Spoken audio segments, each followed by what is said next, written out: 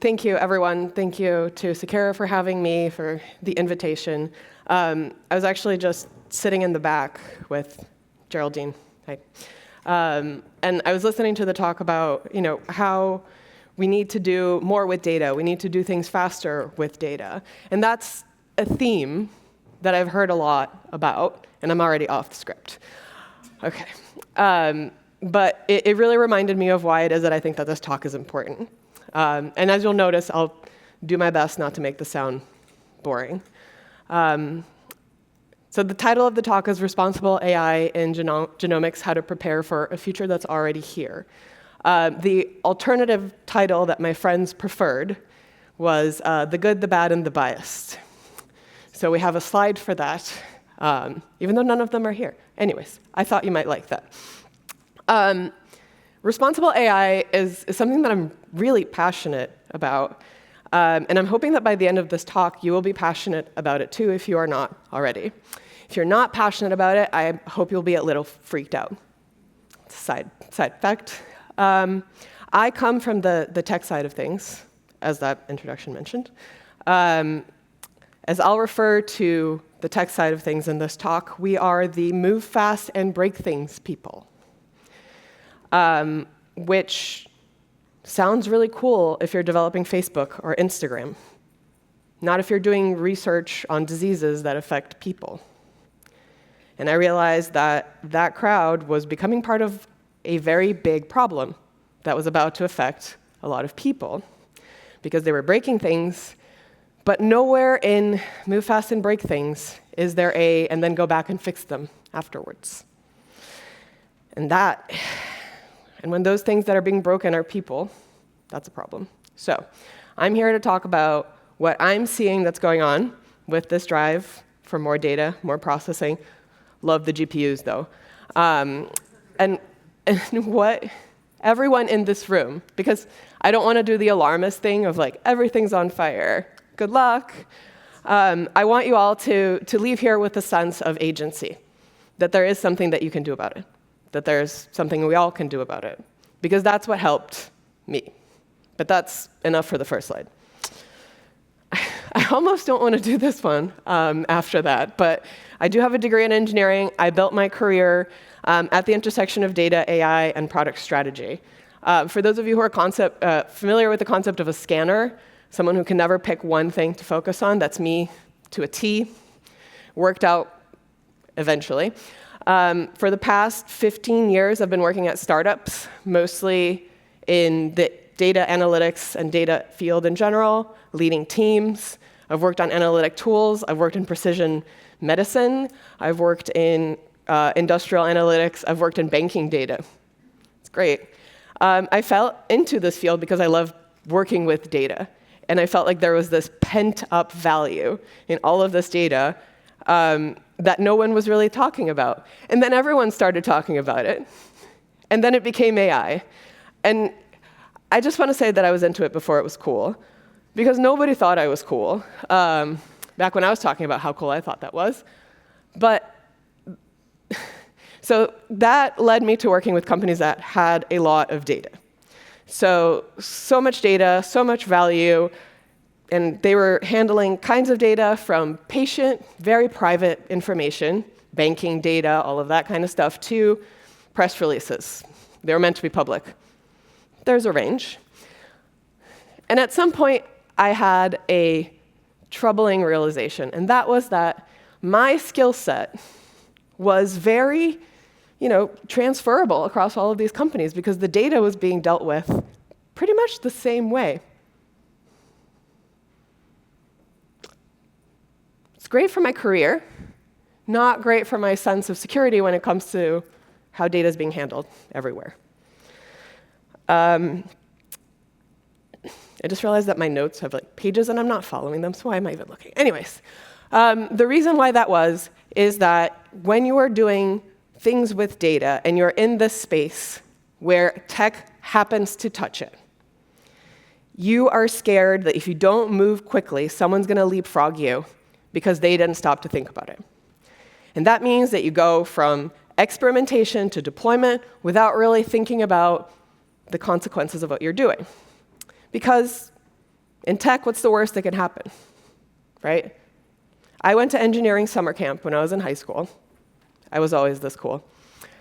And one of the things that we joked is that the software engineers would joke with the civil engineers that you can never make a bridge 2.0. And so software, you can make a 2.0, it's fine. Not all kinds of software, though. Anyways, this has gone way too long, but essentially when I started noticing this and I started talking to my friends, I realized that I became a conspiracy theorist, a tech alarmist, someone who never wanted to be asked about their job, because I couldn't stop talking about it. I wanted to let people know what was happening and what was happening with their data. I'm originally from Brazil. My stepmom is a lawyer there. She's in a bunch of legal organizations that are trying to make the law more accessible to people. And she had me on her podcast about the ramifications of AI for the legal field in Brazil. Do you know how many people came up to me after that and asked if I was exaggerating? I didn't get invited back, I'm just saying. But it did feel like I couldn't bring up what I was thinking about without sounding like a paranoid conspiracy theorist. And then I did stop talking about it for a couple of years. And then people started asking me to talk about it in front of a lot of people. And I should never have stopped, because I realized that the world that I was worried about is kind of like the world that we're living in now. And that's one of the reasons why I named this talk, How to Prepare for a Future That's Already Here. Because did you notice that everyone keeps talking about how we can implement AI, how we can roll out AI? But the truth is, in a lot of different areas, it's already been done without you noticing. I was looking for a quote that encompassed that, as close as we got. But the truth is, this is very true. AI is everywhere. It's so fundamentally woven into the fabric of our lives that we stop noticing it. I'm sure that the person who wrote this, Kelly, meant that as isn't that so cool? Yeah, okay, sure. Because she's right. AI is already everywhere. And I'm seeing people nodding. You know this, right? You know that it's everywhere. You know that it's filtering your spam messages. Apparently, Google filters 100 million spam emails per day. That's AI. That's trained on stuff. You don't control that. But so what if it sends a wrong email to spam? Recommendations. Those are really cool, either for things to watch or things to buy. Do you ever wonder how they figure out what you might like next? They're comparing you, the profile that they have of you, to other people who are like you, based on your purchase history, product similarity, the weather. Not a joke. Even the time of day. And what else you looked for on the internet that day. That is filtering and machine learning in action at its best to sell you stuff. Chatbots. I remember thinking when ChatGPT came out that the big revolution was not the ChatGPT itself. That technology had existed before. You mentioned I worked at Expert AI. Expert AI actually made a competitor to ChatGPT. That did not go well, but the technology was already there. What it did was it showed people how easy it was to use. Now everybody uses it. Raise your hand if you use ChatGPT. Raise your hand if you use ChatGPT today. There we go. That company, I think they went bankrupt. No, they didn't. That's mean. But it's not, the thing that they did was making it so accessible. And now you chat with bots about tickets, balances, refunds, all of that. That's pretty cool. How about photo editing? that's AI. You can edit photos pretty easily, right? Add sunglasses where there weren't any. Do you ever wonder how that happened? Think that maybe they need kind of a large data set of what people look like to be able to make that happen? Spoiler alert. But it has made things a lot better. You can sort photos. You can add people to pictures that they weren't in before. And there are some applications of that are pretty cool. And of course, voice assistants. I was going to make a joke and activate all of your phones, but I won't. But they're everywhere, and it's really easy to do. How many of you have children who talk to your voice assistants? Because I was really creeped out when mine started doing that.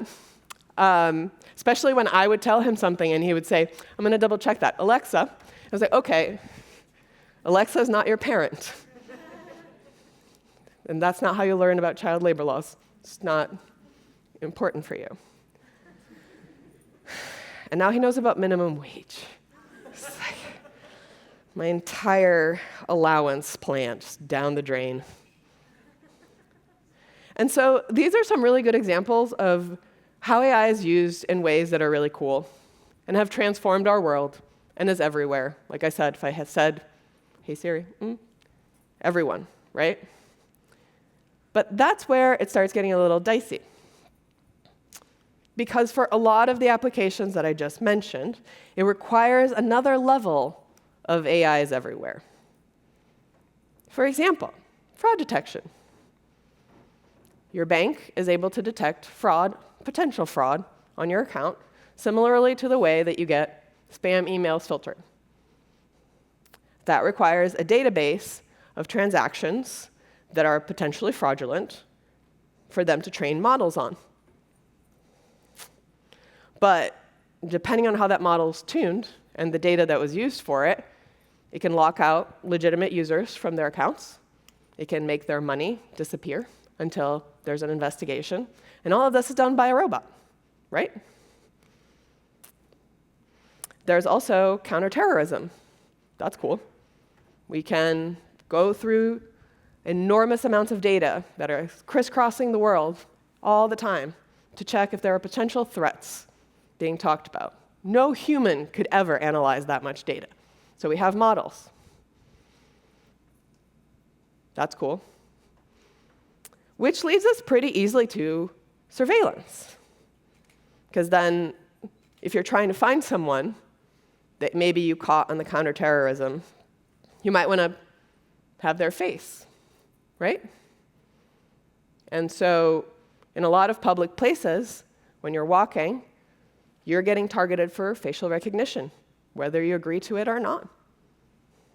I thought it was funny when they implemented the thing at airports where they take your ID and then take a picture of your face, and people were opting out for privacy reasons. And I think that's great. Opting out for privacy reasons, love that. The moment you step foot on airport grounds, your face was being detected and recognized. Actually, I want to talk about a specific company for a second. How many of you have heard of Clearview AI?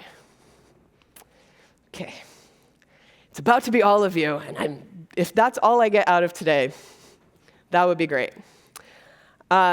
This is Clearview AI's marketing page. If that's too small for you to read, it says 50+ billion images in our law enforcement database, the largest in the world by far. 99+% accuracy for all demographics. That's not what the studies say. Trained on the largest and most diverse data set. So Clearview AI kind of came out of nowhere, and now they work with governments and law enforcement, as they say themselves. And then, I forget if it was a lawsuit or an interview, same. But they were asked where could they possibly have gotten so many images of people? This software company can recognize you if you're wearing a mask, if you're wearing sunglasses, if your profile, if it's only a quarter of your face. Do you know what they said? Venmo. For a very long time, when Venmo came out, most of the transactions were public. People put their profile pictures and their real names. And it was public for them to scrape. And they created an enormous database with those faces and their names. So, now you all know about Clearview AI. Deepfakes, also a use of AI. So we're talking about when you have the ability to edit images, right? To put on sunglasses on somebody who wasn't wearing sunglasses, or to add people to pictures they weren't in, or anything like that.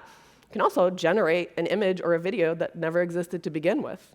And I remember when these first came out, some of these were pretty funny, right?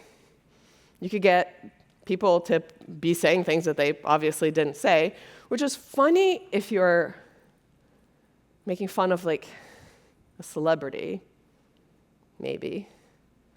Not if you're making a video of a world leader saying something that might possibly lead to war. It's a little bit different. You don't have to read all of this. I just want to mention that AI is being used extensively in insurance for evaluating claims, writing documents, all that good stuff, coming up with rates. Also in lending, AI models are increasingly determining who gets loans, who gets mortgages.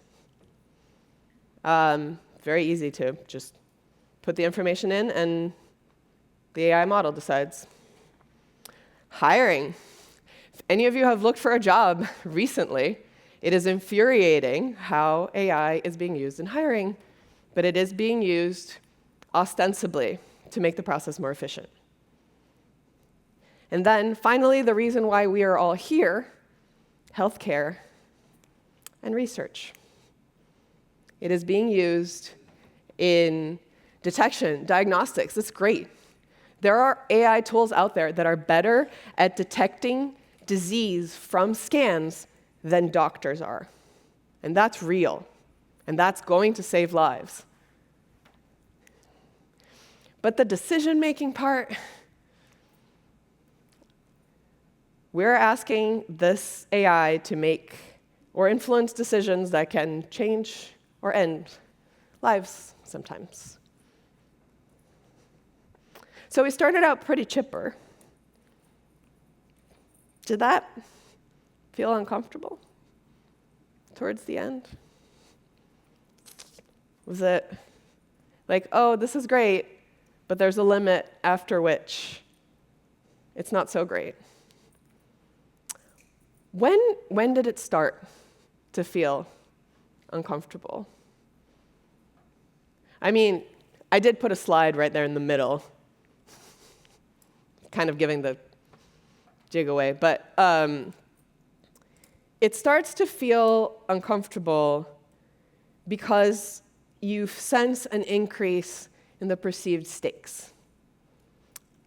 A spam email gets filtered out incorrectly, maybe you don't respond to it.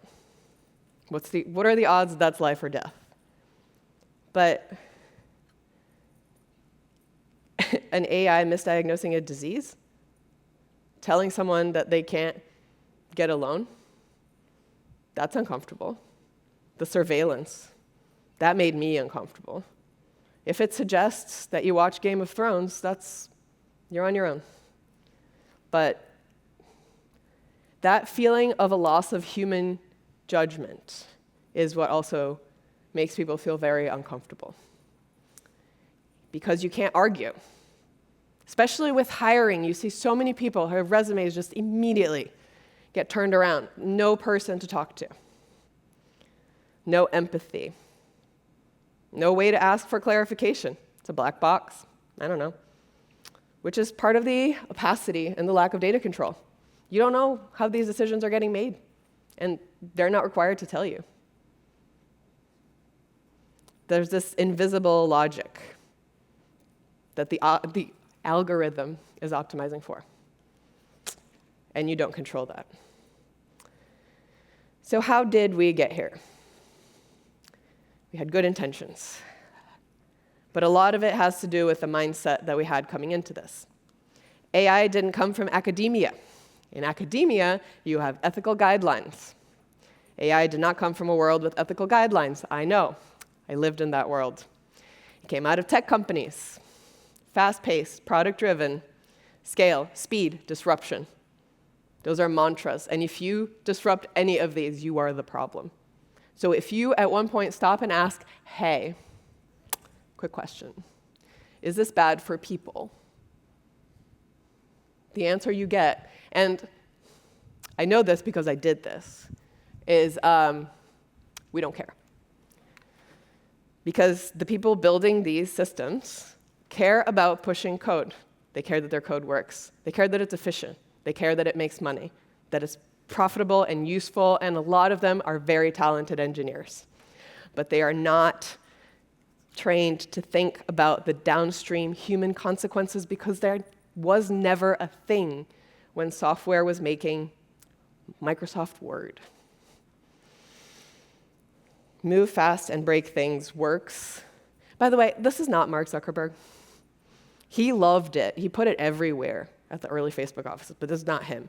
It was everyone around those days was saying that. It shaped the entire ethos of that generation of innovators. But they were not in healthcare. They were not in genomics. They were not using public systems. And so the truth is, they broke a lot of things when they did this. And even, I just read Careless People, the book about Facebook. And there's a lot in there that is breaking. It broke communities. It broke trust. And I think we're coming to a spot where there's a reckoning now. I'm hoping, that's why I'm here, that there's going to be a reckoning. So, why is all of this a problem? Here we go. Here we get to the slide. All right, it's there. AI isn't good or bad.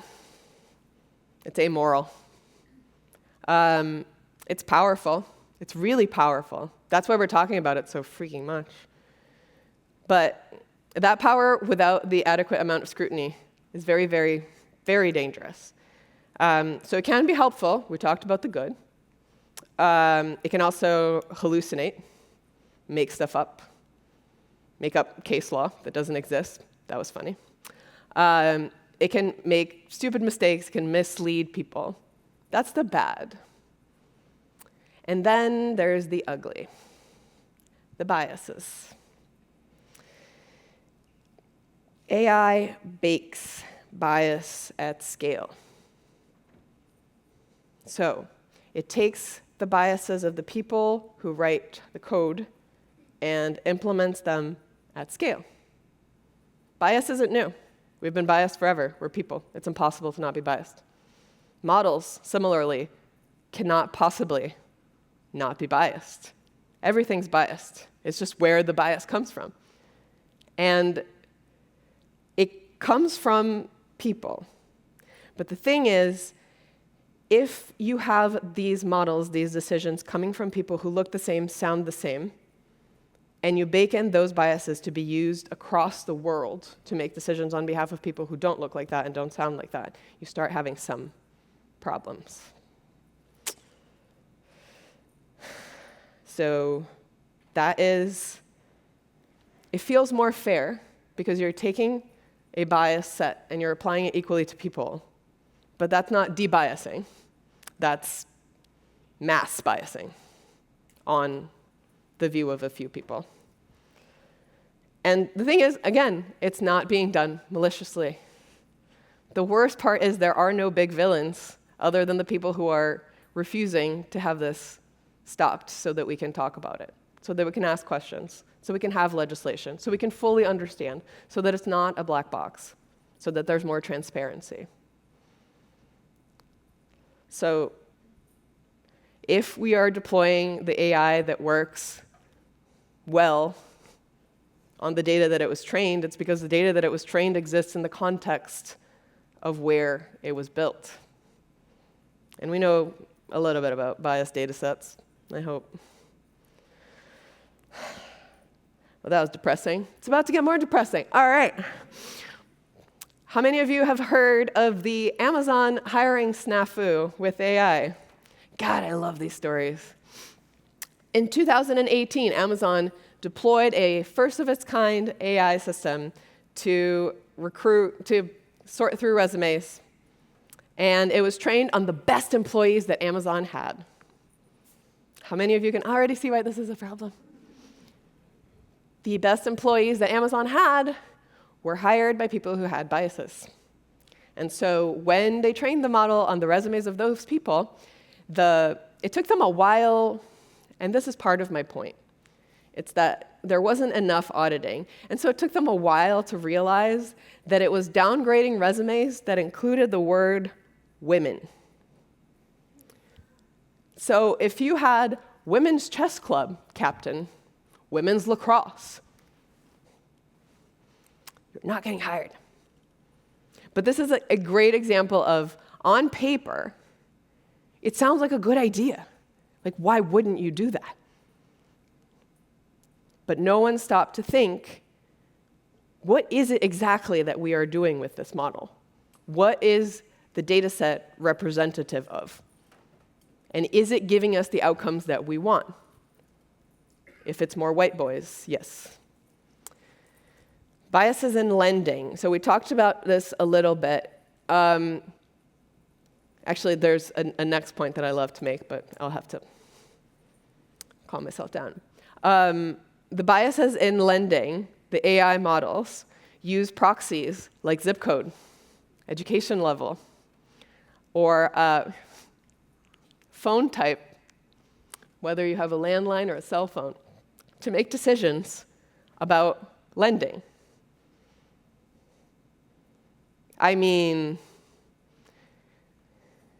the rationale is, if you had access to that data and you put it in front of a person and said, make a decision on whether or not to lend to this person with this data, that one person would want to look at more information than they had before, because before they didn't have access to that information.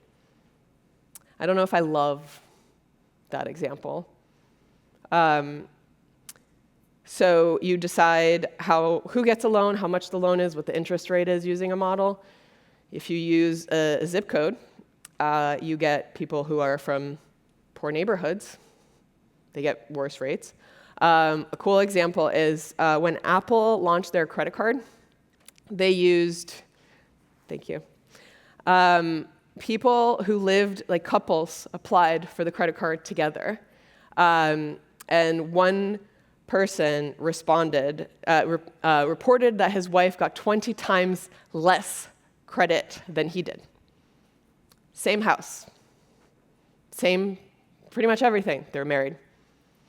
You know who else said that? Steve Wozniak apparently had that same problem at his house.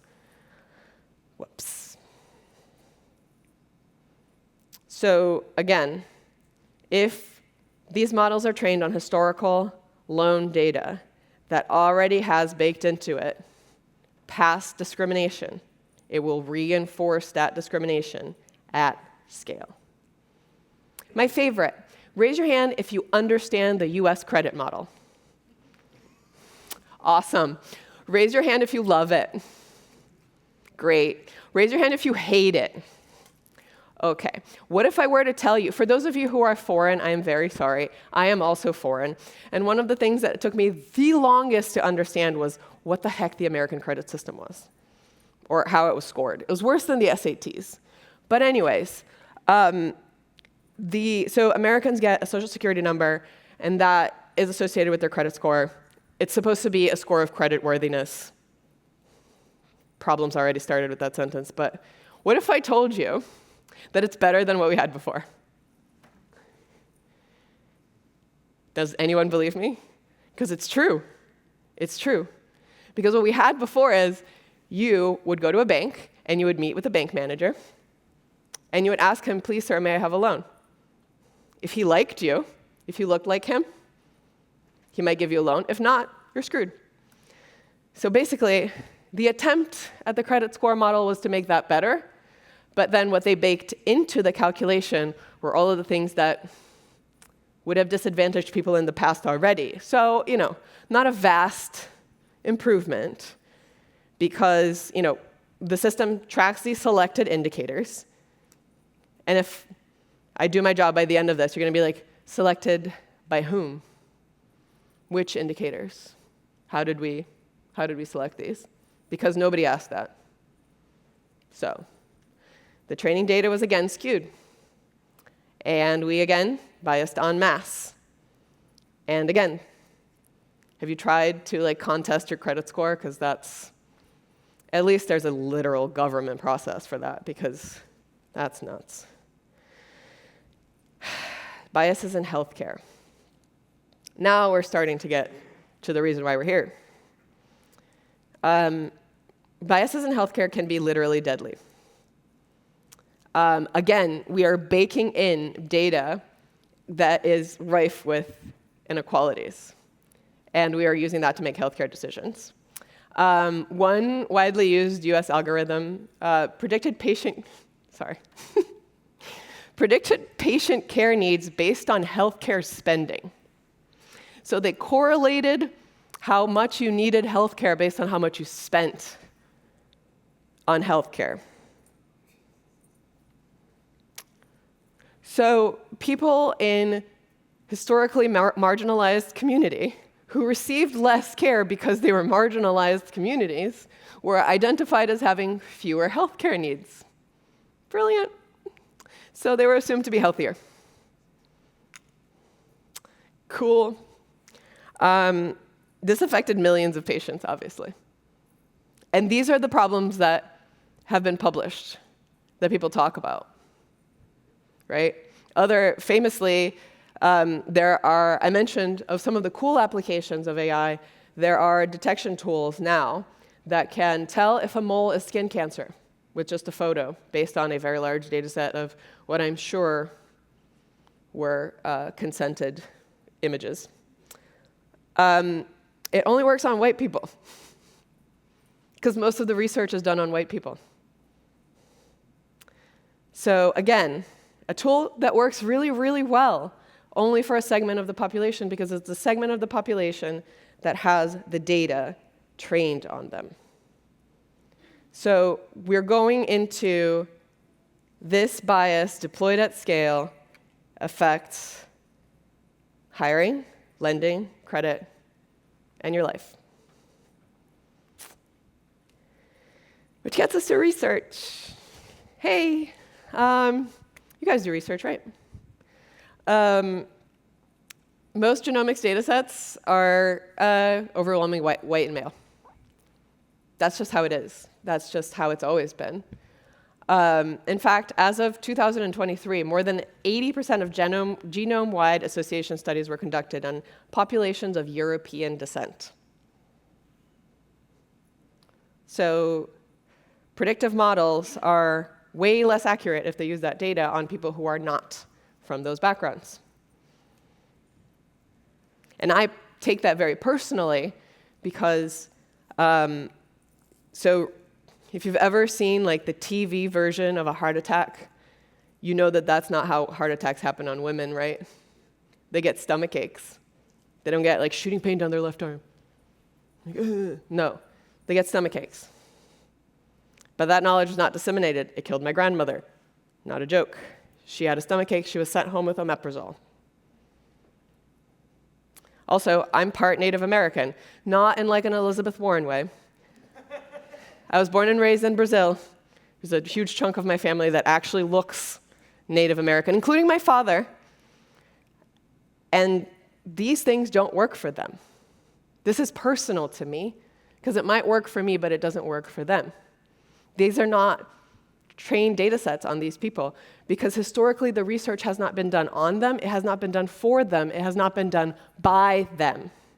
And so it was not pointed out as a huge problem. So as we're doing this, we are simultaneously running ahead with all of these things that work so beautifully for a chunk of the population, while not a lot of people are asking questions about the chunk that it doesn't work for. And I still work in the tech world. I still work with startups. And I still hear a lot of the pitches address the majority of the population. And then when they get asked, what about minorities? That's for later. Someone else is going to do that. So tech coming in is not just leaving people out of this enormous progress that has happened. It's potentially killing them. Well, that was a downer. So what can you do? Here we go. I told you I would get to the part where it's not doom and gloom, because I do believe that there are things that all of us can do. And wow, that felt a lot heavier in front of people than it ever did when I was practicing. So apologies. This is like how we end the day. But if you're thinking, well, I can't solve this problem. I don't work in government. I'm not in a regulatory agency. I can't force legislation through. I don't work at OpenAI. I don't work in government. I'm not an elected official, not that that's useful. But the point is that you don't have to be. That the more people are aware of this as a problem, and the more that they're thinking about what they can do, the better we're going to be as a people. So I don't need you to write code, but I would love you to. I don't need you to do research, though a lot of you are. But I do need you to pay attention. And I do need you to ask questions. And I do need you to recognize that if something feels off, that you don't let it go. So here's what you can do. I really love that slide that asks if you got uncomfortable, because I could tell in your faces that you did. And I want you to hold on to that. It is very human to avoid discomfort. But I promise you, how we got here is from a whole bunch of people avoiding discomfort. And so if this made you uneasy about how these systems work, I want you to hold that discomfort and treasure it, because it makes you human to be worried about that. And I think all of us need to remember what it's like to be more human. If you feel uneasy about where data came from, how it's being used, who's being excluded, keep it. Keep that discomfort. Ask questions. And you can talk about what the appropriate questions are. What data was this model trained on? What data was it not trained on? Why was it excluded? Who was excluded? Who's not represented? Why are they not represented? Who benefits from using this model, and who might be harmed by it? And if you're told, it's okay, we've been using this model already, don't worry about it. Worry about it. Because that, again, is people getting comfortable with things that should not make anyone feel comfortable. Build with context. So I mentioned earlier that these models are derived in a specific context, and they are used usually in different contexts. So be aware of the context in which you are using any kind of technology, really, especially if it's making any kind of decision or suggestion. If you're designing a tool, selecting a data set, whatever, understand the sorry, I forgot that I put that example on there. Understand the context in which it exists. What works for diagnosing skin conditions in Sweden might fail completely in India. Love that I wrote that. What works for hiring engineers in San Francisco might introduce bias in Sao Paulo. Just saying. We operate differently in Brazil. So using AI responsibly means respecting the context in which it was created, but also the context in which it is being used. Advocate. Be annoying. Trust me, it works. If you're in a room and these things are happening, use your voice. Always advocate for data privacy when you get a chance. Always advocate for how we need better legislation around how data gets collected and used and owned. The fact that you don't own your own data is insane to me. Advocate for a better understanding of the process. Advocate for understanding bias and risk. Say, maybe we need to slow this down a bit. Has this been tested on more than one demographic? Is this really ethical, or are we just trying to be efficient? And then, even if you feel uncomfortable doing that, you might even inspire other people to do it too. And that's honestly a lot of what we need, is people not being scared to do that because they think, oh, well, someone else has figured out that this is okay. They wouldn't let this happen if it wasn't. Trust me, they would. They absolutely would. Audit. One really cool thing I learned recently is that every single step, you can find abnormalities with the data. And sometimes people just put in a workflow and then don't recognize that the data has drifted until it goes to the end because there were no audits in the in-between points. So are we measuring fairness across a bunch of groups? Did we filter through one thing and then all of a sudden it got skewed? Just audit. Take a look. You can't improve what you're not measuring. Now I sound like my father. Wow, okay. And finally, ask for help. I think a lot of what I said here feels like it's super overwhelming, and you're saying like, oh my God, how could I possibly understand this or ask the right questions? There are people out there, and this is not just a shameless plug, but a little bit, who are working on this, and they're trying to get in the room where they can be answering those questions and they can be affecting change. So definitely ask questions. I think a lot of the problems that we are experiencing right now are because the way tech is developed usually is such a solo activity. It's so, like, I get this done and this is my thing. And I love that, not only because I'm in tech and because I code and because I run, and I run because I don't like team sports, because I don't like depending on other people. But that's bad, like in a general sense. Should be, a lot of this needs to be more of a team sport. We need to be actually thinking about our fellow human and how we exist on the same planet. So bringing it back as to how we can square the circle of talking about, why are we still talking about let's deploy AI? AI is already here. But as we talk about all the places that it's already been implemented, all the places that it's already being used, problematic or not, awareness is the first step. What I really wanted to talk to this audience about is that as the very exciting things that you heard about today, about getting more efficient, about processing more data, about all the cool things that you can do, you guys, the stuff you guys talked about, you know, more processing, more speed, all of that is very cool. And it kind of sucks to be the drag that goes like, well, should we be doing this?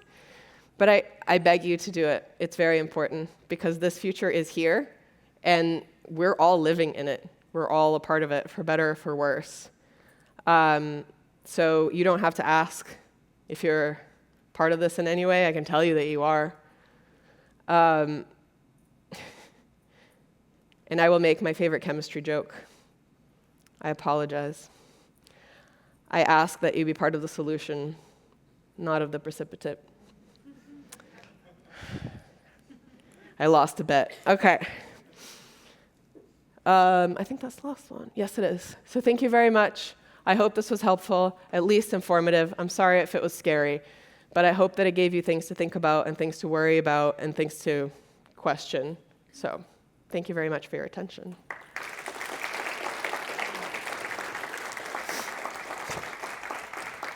And it just says no notes. I love that. No notes. Well, thank you so much, Luisa, for that really thought-provoking talk. I'll kick it off with a question from Angel in the Slack, who says, who are the top Congress reps to engage in responsible AI legislation? Ooh, that is such a good question that I wish I had prepared better for. Yeah, this would probably be a follow-up, especially on the Slack. I think the Congress people that I got most involved with are the local ones here, because I'm from here. But Ro Khanna from, I think, California has been doing a lot on tech equity, at least. But I don't think a lot of our Congress people are very much aware of what issues we're talking about here, which is part of the problem. Everyone should be running for office, just saying. Maybe it could be you. Okay. Questions from the audience?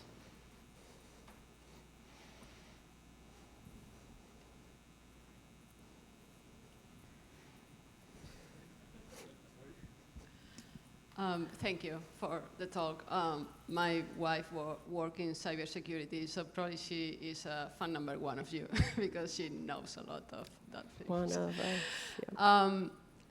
I really agree on what we can do, but at the same time, as a person who normally is advocating too much in those rooms, you get to have that label on you, and you become a problem, and you slowly get pushed out of those places. So,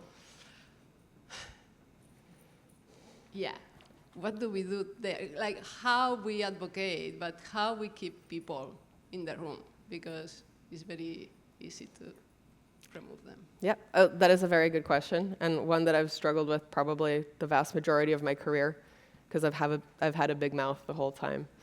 And the thing that I found was really helpful is to not only point out the problem, but come up with a solution or ideas or points of discussion.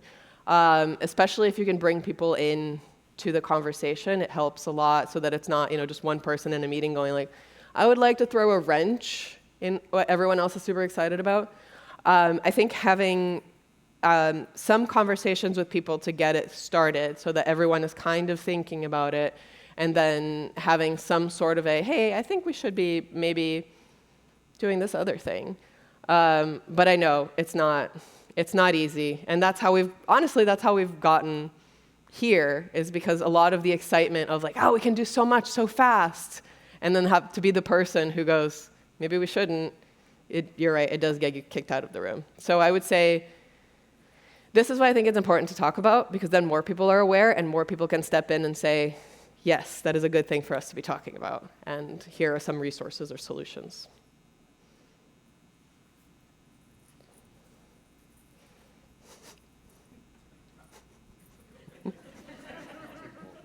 Thank you.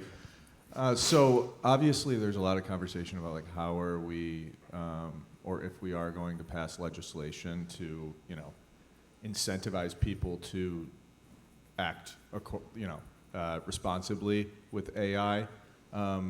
Apart from that, though, obviously people are motivated by, progress and money. Have you seen, or can you think of any like ways in which, private organizations that are financially driven, by being more responsible, even if it's stifling their progress, are able to like get something out of it? Another great question. Apart from morally doing the right thing? Which goes great at the board meeting at the end of the quarter. So there has been a rise in the conversation about this, and I think, strangely enough, it has come from a place of data privacy for corporations. So for some corporations, I mean, they're using ChatGPT, and there's no, the privacy controls there are not great. And so I do believe that there will be a push for making data privacy as a whole more scalable for everyone and more advantageous. But unfortunately, until we have legislation with actual teeth, I worry that there's not going to be really a huge incentive for people to switch, other than doing the right thing and other than their public image, perhaps. If you've been following the news, the firing of the copyright person for the US is definitely a harbinger of bad things to come, because the Copyright Office was the office that was advocating for better copyright protections when training AI models. There is a rumor that that person was fired so that they would stop pushing the issue and they could train more AI models on more copywritten data.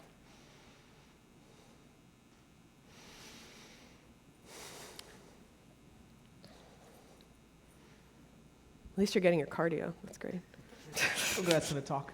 So is there any country whose regulation you think it's a good model to follow or is going into a direction that we should base ourselves on in our country's legislation?